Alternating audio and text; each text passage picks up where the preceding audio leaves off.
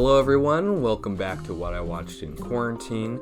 Today it's July, I think. We're covering July 2021. And I thought I made the July 2021 like last month. That's a whole year ago. That's crazy. Oh my goodness.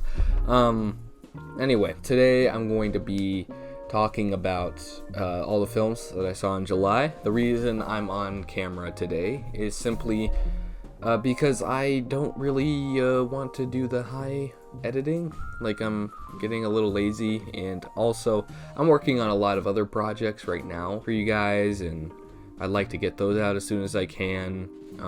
Also, I just think these videos are getting a little repetitive, so I don't want to put so much work in making it look all good, when in reality it's really just me talking and using the same exact nouns and adjectives to describe things. So I'm sorry for getting kind of repetitive, but yeah, let's do this. I started the month off with Fargo, directed by the Coen brothers, and I really enjoyed it. It was just so solid on all fronts. You know, the cinematography was gorgeous from Roger Deakins, who continues to blow me away to this day. They make this snowy atmosphere feel so large and vast, and you're afraid of it, you know, and you don't want to live there. I like the story. I like the characters. I kind of like how, unlike The Big Lebowski, which was more cynical, and basically the main characters were like a bunch of lowlifes, and anything that was good either fizzled out or died. Whereas with this one, you know, the heroes win. The heroes are the ones who are getting somewhere. And I think it was an interesting contrast to The Big Lebowski. I still love The Big Lebowski, but I think I like this one a little more just because I could see myself rewatching it more often. I don't really have any issues with the film itself. Okay, this is totally a me thing, but I'm going to be completely honest, I've barely thought about it since I saw it. That's why it's getting that 4 out of 5, which is an extremely positive score, but it's just not one I can consider a favorite, because it's not that it didn't resonate with me, it's just one that I don't think about a ton, you know? It doesn't get tedious, there's nothing to really trim off of there, but at the same time, I just don't really have much to say about it. Then I saw this movie called Love and Mercy, which is a docudrama on the life of Brian Wilson of the Beach Boys. When it comes to music biopics, these films are about musicians, and it kind of goes through their life, you know. Walk the Line, Ray, Bohemian Rhapsody more recently. And these films they follow such a basic formula. You get so used to it to the point where it's actually comforting. You know, there's comfort that comes from these rock stars falling, and just going through this downward spiral. We find that entertaining now. We don't find that heartbreaking, because we've seen it so mmany times that we've come to this point. What I love so much about Love and Mercy is how it kind of gets away from that. With a lot of music biopics, they feel the need to take this person's entire life and squish it into one movie, right? Just like 2 hours of them kind of going through their career. You know, it kind of hits the bullet points. You know, there's a bunch of little puddles of water, and they're dipping their toe in each one, never really going through with any of them, because they want to get through all the puddles instead of really pursuing a single one. You know what I mean? So it gets to this point where it just comes off as shallow. Like, they're just trying to do a greatest hits album, just try to hit all those beats and then get the movie over with. Whereas with this one, it kind of just focuses on one thing, which is kind of the mental state Brian Wilson was at, a lot of his psychological problems, and it explores that very deeply, and you get to spend time with it. You really get to soak in what you're watching, and I think it works very well. I also love that it's shot like a documentary. It doesn't feel very glossy or overly glorified. It feels very authentic. It's got this grainy feel that just makes it a lot more grounded to me. So yeah, this was very underrated. Did not expect to enjoy this that much, but it's an underrated gem. So if you haven't seen it yet, please go check it out. Then I rewatched The Magnificent Seven, and I'm gonna be completely honest with you, this is one of my favorite movies. So many people don't really get that, and they're like, what are you talking about, man? Like, because it's not really one that you'd expect. It's not really deep or emotional in any way. It's just really entertaining, you know? It's just having a good time, and it does such a great job at that. So many people, well, even now, like, just look at this year. F9, Godzilla vs. Kong, Space Jam 2. These are movies that people came out and said, yeah, they weren't really good on a technical level at all, but they were still entertaining. I don't find entertainment out of a lot of major blockbusters these days, even the ones that are considered guilty pleasures for a lot of people. I just can't get behind that, because when you see so much CGI crap being thrown at you with no real focus or emotional core, I get bored. I find that boring. I've never found a Fast and Furious film entertaining, personally. What I love so much about The Magnificent Seven, though, is it doesn't really follow that. It's very well shot, well put together. The acting is all terrific. I don't know. I think it's super underrated because it takes that old school aesthetic of the Western, you know. But it also kind of takes that, what you can do with modern technology these days, you know, taking that inspiration from modern action films and kind of combining them together, making a modern Western that is so entertaining from beginning to end. You know, it doesn't really care that much about character growth, but it has enough of it that you're able to feel engaged in the story. You know, the action sequences are very well put together. There's a lot of craft that goes into putting something like this together. So, personally, I really love this movie. Then I saw Haine, the film from, 1995, and I didn't really like it that much. Yeah, I wanted to love this. I really tried to get into it. And I think on a technical level, this is really good. I mean, it's very experimental, it's kind of got that raw power to it, but it's also just trying to do everything it can creatively with the camera, with the lighting, the editing, all that stuff. And it's really well done. This is an incredibly well-made film. My problem is the characters. I couldn't get into them. I couldn't understand their viewpoint, because the whole time they're just doing these despicable things, you know. They're just being mean, yelling at people, they're so unpleasant to be around, you know. And that's okay, but there's nothing for me to feel for them. There's no empathy to be found. And a lot of people are like, well, you know, that's kind of the point. And you should feel bad for them because the system is against them. But I never really see that. I never really see the system kind of going against them. So I just didn't really have any reason to care about them. They could complain all they want about how there's so much systematic oppression going on, but it's just not well explored, so I just felt so disconnected from everything. The only character I did like was, I think his name was Hubert. He was very good. He was a very good character. He's the only one that I felt sympathy for in some way. You know, you look at the other two characters, and they're just insufferable. I hated them so much. You know, you see them in like a store, and they just start yelling at an old lady in the line for no reason. To me, I can't find much enjoyment out of that, and I also can't really have any emotional attachment to it. A lot of people say this is such an emotional film, and I just can't get behind it totally, because the characters just don't have anything about them that makes me have a reason to care. And again, I really tried. I mean, there are some beautiful shots in here. One of the most gorgeous looking movies I've ever seen.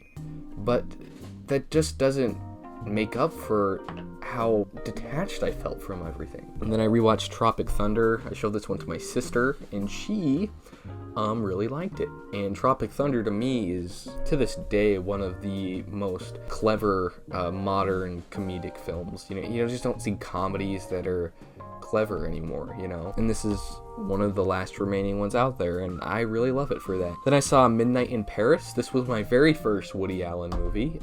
For some reason, I've never seen a Woody Allen movie before, and this was a great start to his career. I really enjoyed this. I think I was watching this when I was sick. You know, in my last video, I had a bad cold, and that's what that was. So I was editing it while watching these films, and this was perfect. This was just absolutely perfect for the state I was in, you know.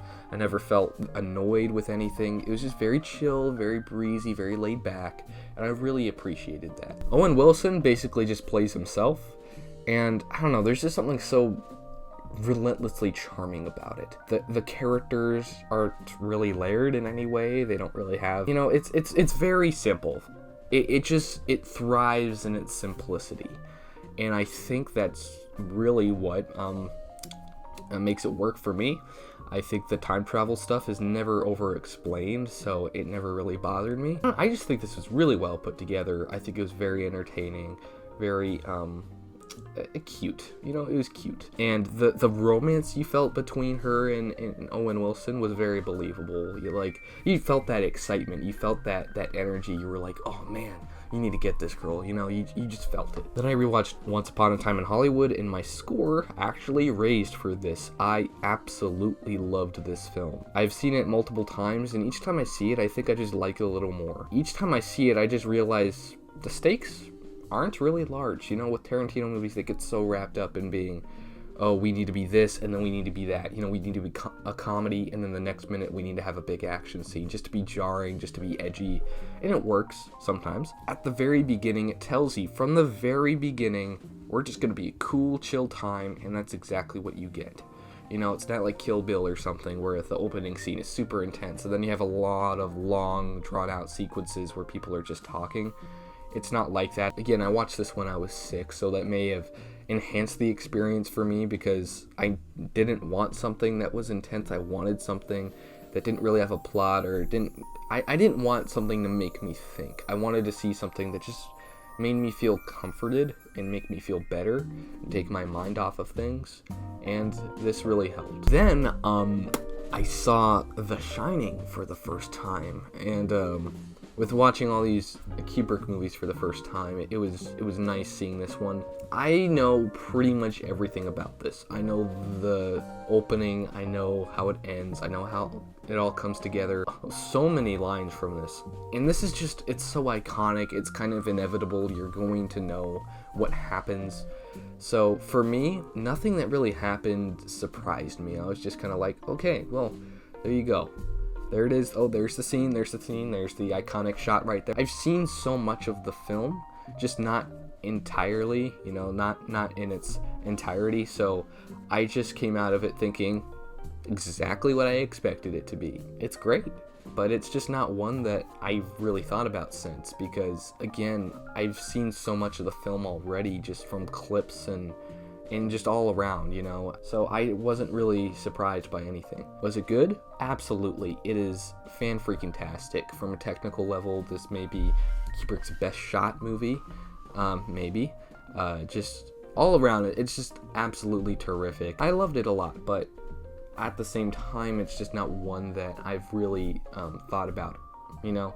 So, it's good. It's really good, but not one of my favorites. Seeing all these Kubrick movies for the first time, I want to go revisit 2001: A Space Odyssey because I realized the first time I saw this was in 7th grade, and it blew me away. Like, I had not seen something like this before, and I was just entranced, you know? I wasn't really into to kind of art house films like that, you know? Like, very slow, drawn out epics like this. I don't know, just something about it really clicked with me, and I was afraid maybe it wouldn't live up to that feeling, you know, seeing it for the first time, witnessing everything on display, but it's just as good as it was, you know, when I first saw it in 7th grade, all those years ago. But yeah, I mean, everything about it still holds up. It's one of the greatest films ever made. I saw this movie called Spare Parts, starring George Lopez, and I've seen this movie many times. I haven't seen this movie before, but I've seen this movie before, you know what I mean? Like, it's just the same exact structure, the same exact story, just with different actors playing them,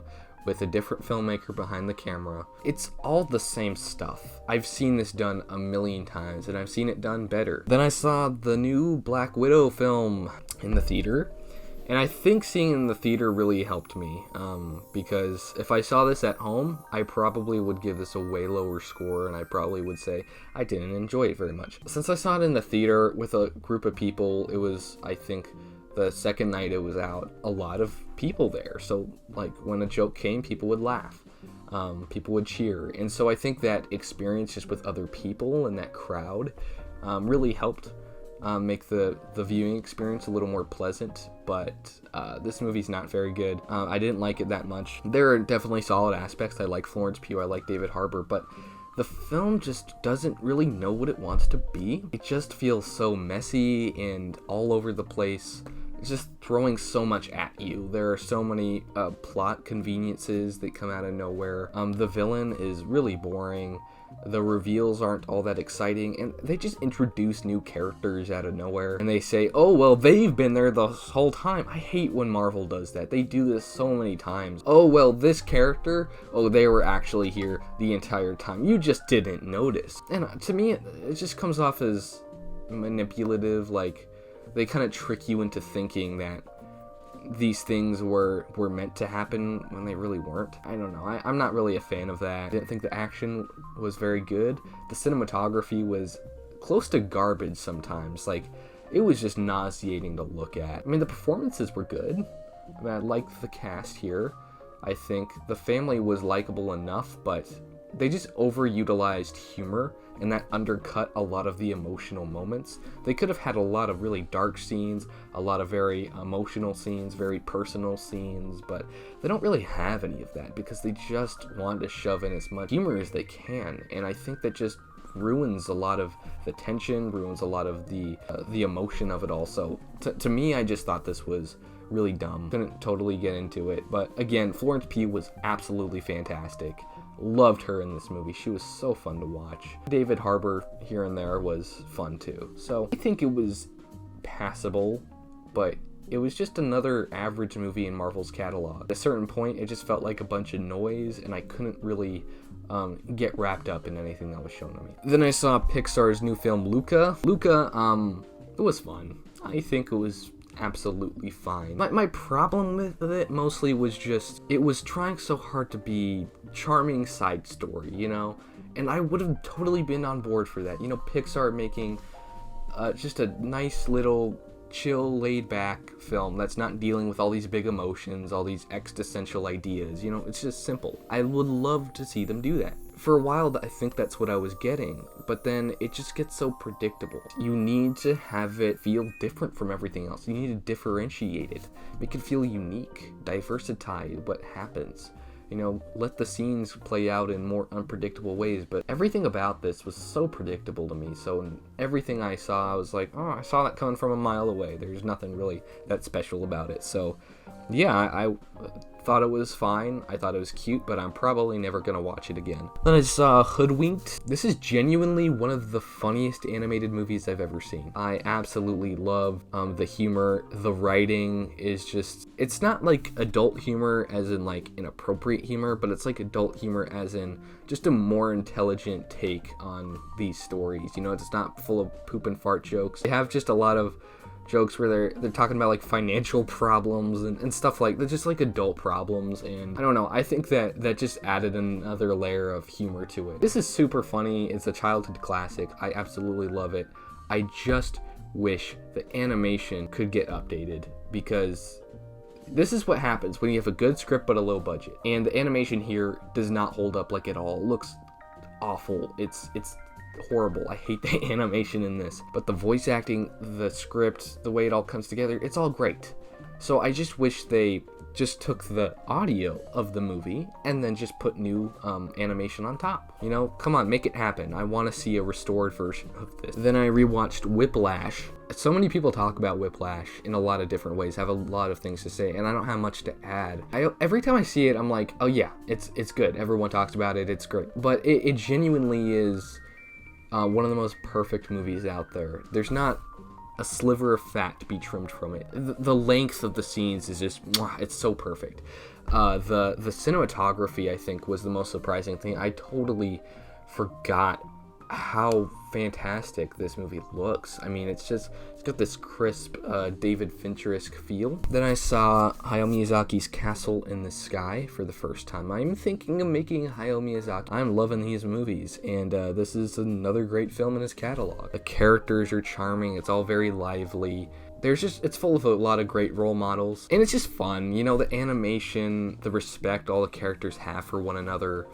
There's just a liveliness and excitement about it, you know? It makes me excited for movies again. It's original, it's straightforward, it doesn't take itself too seriously, and it just has fun, you know? Then I saw Howl's Moving Castle, and it was good. It was very, very good. I thought it was creative.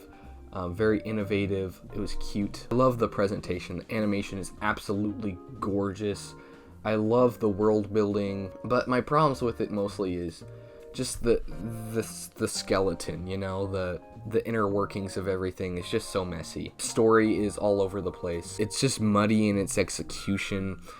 Characters are often very inconsistent, and I think my biggest issue with this is the first 2 acts are very chill, very laid back. It kind of moves at its own pace. It's very patient. You come to the 3rd act where they feel like, okay, now we have to like shove in a lot of plot. Our messages, a lot of things are getting shoved into this 3rd act. They introduce time travel at one point, and I'm like, what the heck? You know, it just has a lot of things where you're so confused, you know? There's a stick man who turns into a guy at the very end, and he's like, I've been the prince all along, and he runs away, and I'm like, what the heck is going on here? It just feels so muddled. It didn't anger me, you know? It didn't bother me to the point where I was like, I need to turn this off, I hate this, you know? I was entertained from beginning to end, despite how inconsistent it is, despite how all over the place the story is.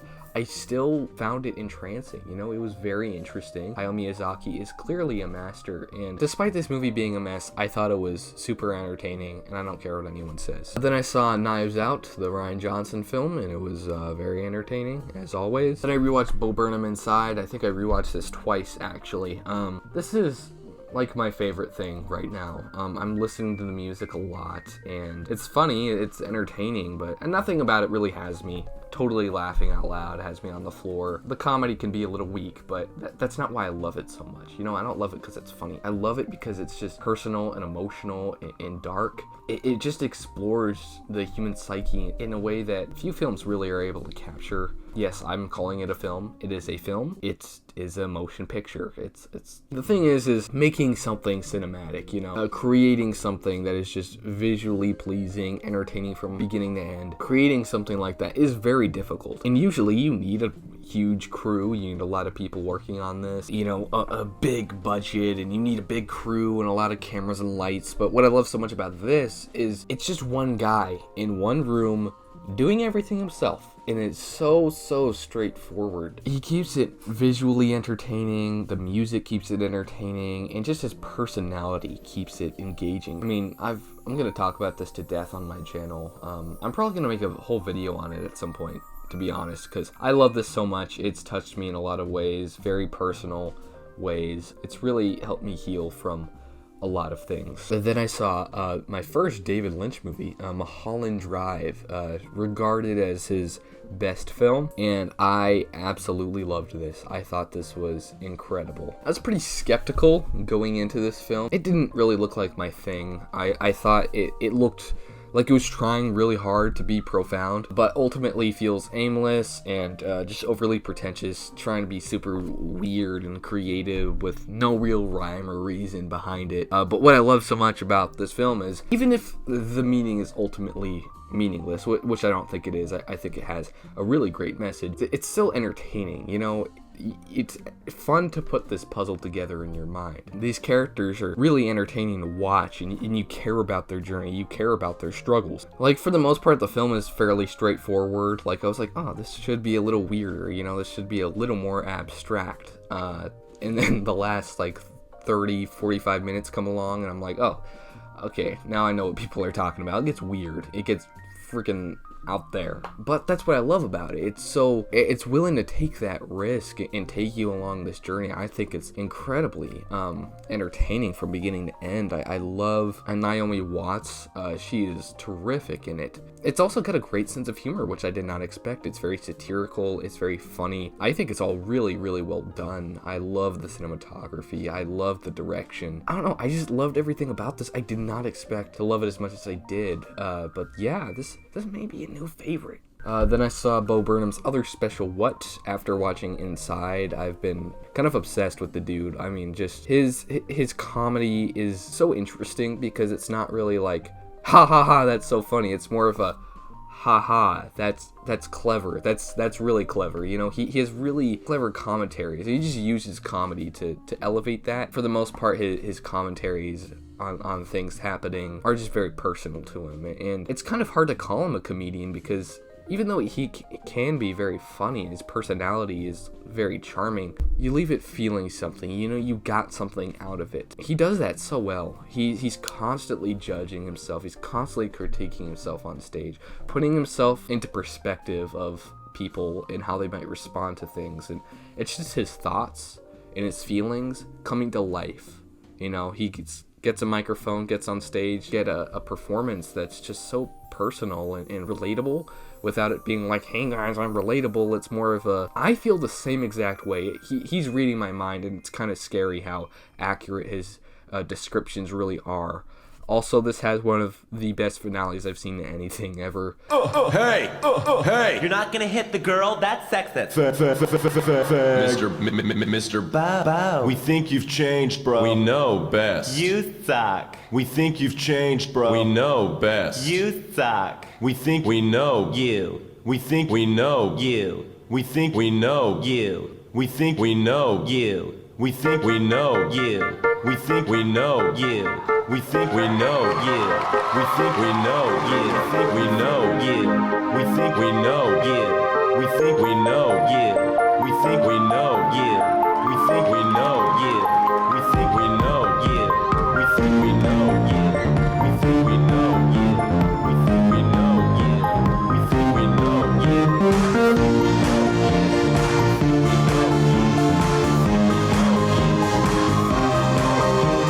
I rewatched When Harry Met Sally. This is my favorite rom-com. I think the only rom-com I really love. Everything about it, just the authenticity it provides. The performances are so likable.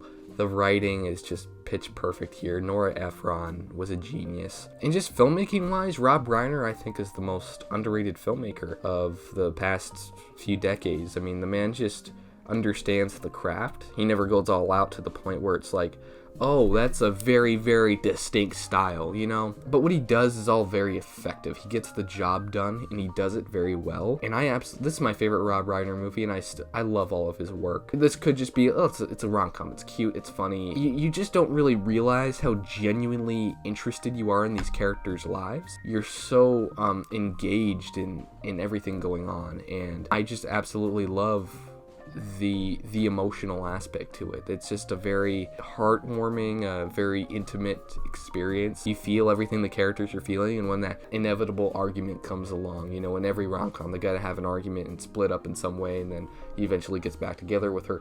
It feels earned. It doesn't feel like they just pull a conflict out of nowhere and throw it at you. It feels like it works its way into the story, and both viewpoints feel equally justified. So I love this movie. This is one of my top 10 favorite films of all time. I absolutely love everything about this. I rewatched Martin Scorsese's Shutter Island, and I still really like it. You know, it's not one of my favorites. It's definitely one of Scorsese's most out there movies. It's very wacky, very insane, but also very messy. You know, when you're dealing with a lot of things like that, it can get very messy, and it does. But I don't know. I think it's still super entertaining and interesting. You know, it makes you think. You know, sometimes it acts like it's smarter than it is, and I'm like, okay, it's a little obvious where this is going. But for the most part, I just love the atmosphere it creates. I love Leonardo DiCaprio, who, it's not one of his best performances, but it's one of his most entertaining. You know, just seeing him go crazy on this island is so fun to watch. Then I saw Jacques Tati's Playtime for the very first time. My boy Dominic will probably be very happy that I enjoyed this thoroughly, but I don't really want to count it as a full watch, because I did watch it all the way through, but I was cleaning while I was watching it, so I was kind of in and out. Also, it's in French, so I can't really understand most of the dialogue, but this isn't really plot heavy, not very narrative driven, so it's fine. Beautiful looking. Absolutely love the cinematography here. There's just something about it that it came out in 1967 and holds up. It just holds up. The colors just pop. This atmosphere is so endearing. You want to be wrapped up in it. It's just really cool, you know, and I really liked it. You know, I enjoyed it. Nothing about it really went, wow, this is one of my favorites, you know. It's comforting, it's cute, and I can see that being a big highlight for a lot of people. I like how chill and laid back it is. It's just Nothing about it really like stuck out to me. Nothing about it really connected with me, if that makes sense. I thought it was very good, and I think it did everything it needed to do very well. Then I saw this movie called The Hot Rock. The only reason I really saw this was because Karsten Rundquist saw it, and he recommended it. He said, you need to go check this out. It was on the Criterion channel, and so I was like, yeah, let's check this out. And it was very good. I really, really enjoyed this one. I thought it was very funny. The concept alone just makes you smile. You're like, oh, it's about a bunch of dudes who have to do this heist, but something goes wrong, and so they have to go break into another place to get another thing, and then something goes wrong there, and they have to break into another place. And so it's just multiple strings of heists in different places, breaking into different places. It's just, they keep it fresh, they keep it new and entertaining the entire time. I just don't think for the format it was working with, that the pace totally worked, you know, because, you know, this could just be like a really fun, goofy comedy, but it moves very slowly, very patiently, which I don't really have a problem with, but just for this specific format that it's creating, the atmosphere it's creating, I just think it could have moved a little faster. That's just how I feel personally. I really enjoyed it. I liked the characters. I liked the cast.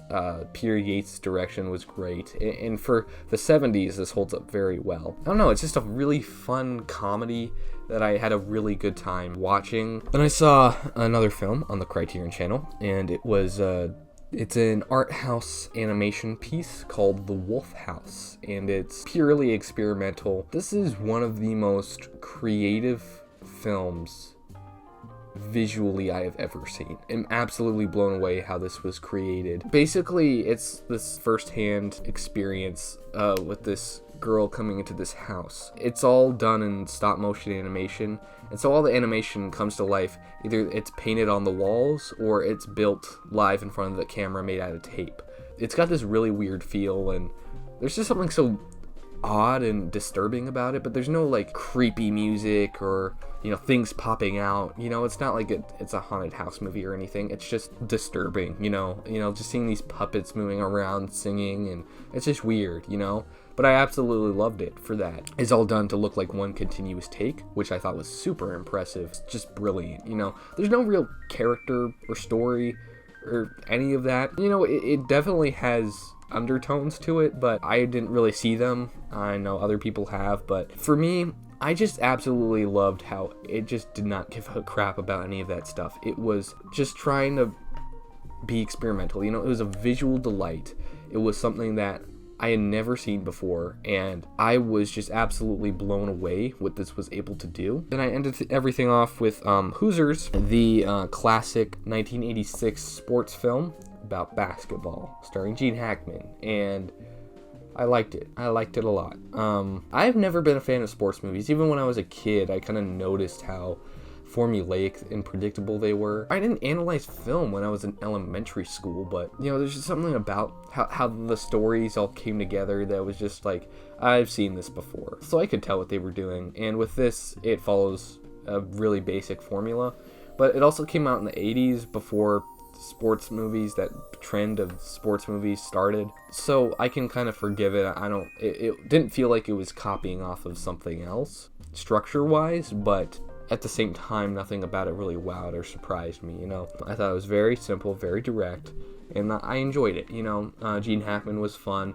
Dennis Hooper was very impressive. Did not expect that, but he had a really, really great, heartbreaking performance in it. I didn't really connect with it totally, just because the basketball player characters, which you would think should be like main characters, weren't really the focus at all. I didn't even know what any of their names were. It was cool, you know, just seeing basketball play out. It felt very grounded, but at the same time, just nothing about it made me go, whoa, I haven't seen this before. It was pretty predictable. It followed the exact formula you would expect, but it was pleasant, it was entertaining, and I think it nailed what it needed to in order to get an emotional response out of its audience, and I think it does so very well. This isn't one I absolutely adored, but I liked it. I thought it was good. That is my video for everything I saw in July. I'm sorry that this one has been a little long, but yeah, I'm not gonna edit this one too much, but I did burp a lot while I was filming this, so I have to cut out a lot of that. I'm so happy you guys have stayed to the end if you have. Really appreciate it. Also, there is a question that I didn't answer in my Q&A video that I promised I would answer. So it's from Superhero Fan 198, and it says, "What are your thoughts on the film community today?" It's kind of hit or miss because there are some people that are very, very toxic about opinions, and sometimes I get caught up in that. Sometimes when someone has a different opinion from me, I need really good points that I can understand and get behind, but when there aren't really good points, then I get really frustrated, and I'm like, I love this thing so much, and people aren't. Sometimes I get involved in that, but not to the toxicity that I'm referring to, like the response to The Last Jedi, like those kinds of responses. I'm not talking like death threat levels, but yes, I have definitely been frustrated over other people's opinions before. The film community as a whole, it kind of depends on where you're going.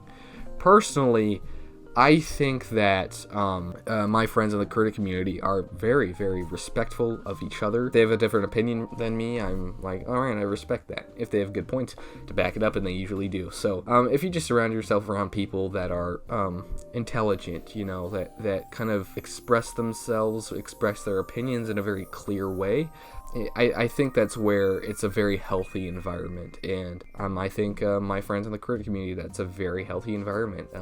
Full of people that I really respect. So it kind of depends. For the most part, I think it's pretty healthy, but there are a lot of very dark areas that you should not get involved with. But yeah, that's my answer to your question.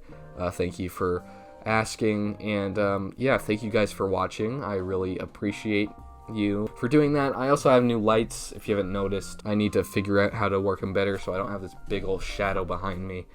But yeah, I'm sorry if these videos have been getting really repetitive recently. I'm trying my best to find different words to use to describe things, but for the most part, I kind of just say the same thing over and over again.